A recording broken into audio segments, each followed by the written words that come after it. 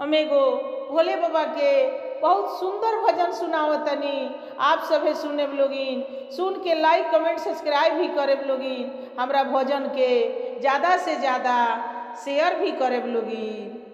जाटा खोल के डमरुआ बजवल ए भोला, जाटा खोल के डमरुआ बजवल ए भोला, बजवल ए भोला, ओ बजवल ए भोला, जाटा खोल के डमरुआ बजवल ए भोला, जाटा खोल के डमरुआ बजवल ए भोला। पहिला डमरुआ कलकत्ता में बजवल, कलकत्ता में बजवल हो, कलकत्ता में बजवल।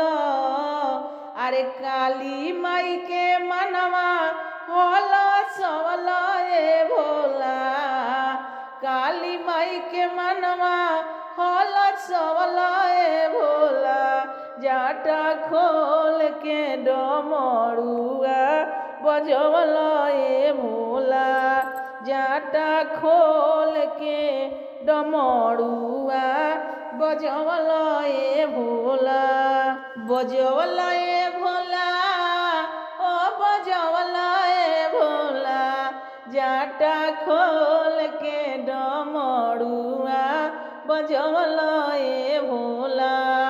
दूसरा डमरुआ बैजनाथ में बजवल, बैजनाथ में बजवल हो, बैजनाथ में बजवल। अरे कांवरियन के खूबे नचवल ए भोला, कांवरियन के खूबे नचवल ए भोला, जाटा खोल के डमरुआ बजवल ए भोला, जाटा खोल के डमरुआ बजवल ए भोला, बजवल ए भोला, हो बजवल ए भोला, जाटा खोल के डमरुआ बजवल ए भोला। तीसरा डमरुआ चर्चा में बजवल, तीसरा डमरुआ चर्चा में बजवल, चर्चा में बजवल हो, चर्चा में बजवल।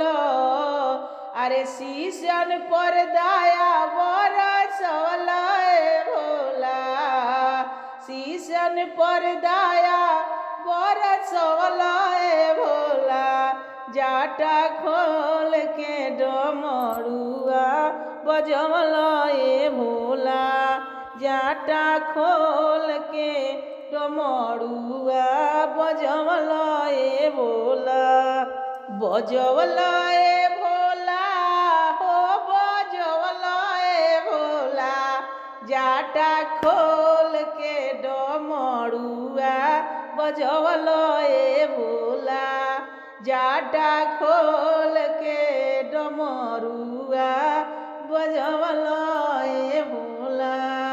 आप सभी के गाना सुनने के लिए धन्यवाद।